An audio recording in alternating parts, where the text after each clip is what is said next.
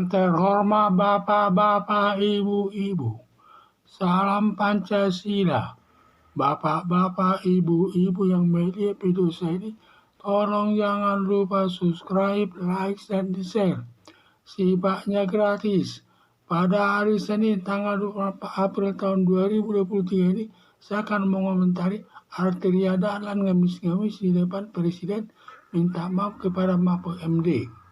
Pada saat Mahfud MD menjelaskan di depan Ketua Komisi 3 DPR RI atas transaksi gelap sebesar 349 triliun di Kementerian Keuangan dan datanya diperoleh PPATK dari PPATK selaku bawahannya. Kata Arteria Dahlan, temuan PPATK transaksi gelap sebesar 349 triliun baru bersifat rahasia. Maka Mahfud MD tidak boleh mengumumkan ke publik saking bencinya Arteria Dahlan sampai mengancam Mahfud MD dilaporkan kepada aparat penegak hukum, ancaman hukumannya 4 tahun. Arteria Dahlan menyerang dan mengancam Mahfud MD merasa salah besar, lalu mengemis-ngemis di depan Presiden Joko Widodo minta maaf kepada Mahfud MD atas serangannya dan ancamannya. Minta maaf Arteria Dahlan diterima Mahfud MD, tetapi masalah penegakan hukum atas transaksi gelap sebesar 349 triliun jalan terus. Mahfud MD mirip ancaman juga bahwa penegakan hukum tetap berjalan terus. Padahal Arteria Dahlan memiliki uang 300 miliar tanah di 3 tempat senilai 200 miliar, utangnya 5 miliar, memiliki 5 mobil mewah. Seluruh harta kekayaan Arteria Dahlan tidak ada LHKPN-nya, sehingga tidak membayar pajak kekayaannya selama 3 tahun. Merupakan perbuatan korupsi, ancaman hukumannya seumur hidup.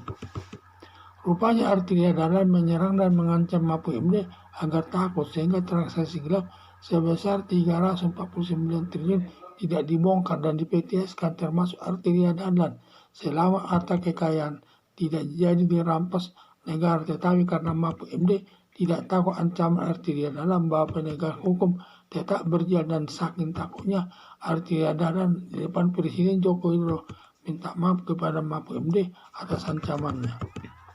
Harapan saya Arteria Dahlan sudah minta maaf kepada Mahfud MD bukan berarti selesai masalahnya.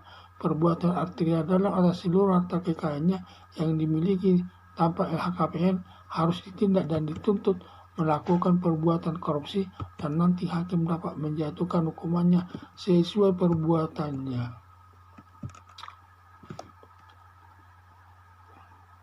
Pada saat Mahfud MD menjelaskan di depan Ketua Komisi 3 DPR RI atas transaksi gelap sebesar 349 triliun di Kementerian Keuangan yang datanya diperoleh dari PPATK selaku bawahannya.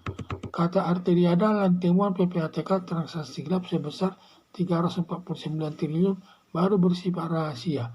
Maka Mahfud MD tidak boleh mengumumkan ke publik. Saking bencinya Arteria Dahlan sampai mengancam Mahfud MD dilaporkan kepada aparat penegak hukum, ancaman hukumannya 4 tahun.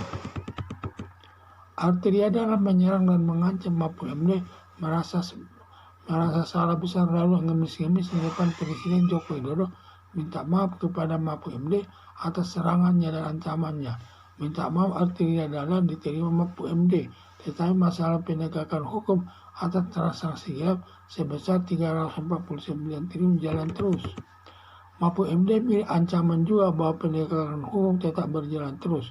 Padahal Arteria Dahlan memiliki uang 30 miliar, tanah di 3 tempat senilai 20 miliar, utang 5 miliar, memiliki mobil mewah 5 buah. Seluruh harta kekayaannya Arteria Dahlan tidak ada LHKPN-nya sehingga tidak membayar pajak. Membayar pajak kekayaannya selama 3 tahun merupakan perbuatan korupsi, ancaman hukumannya seumur hidup.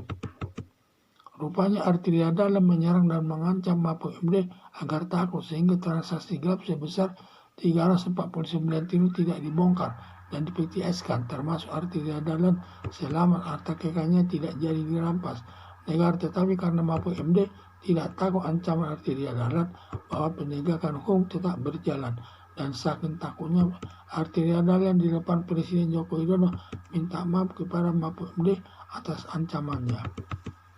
Harapan saya Arteria Dahlan sudah minta maaf kepada Mahfud MD bukan berarti selesai masalahnya.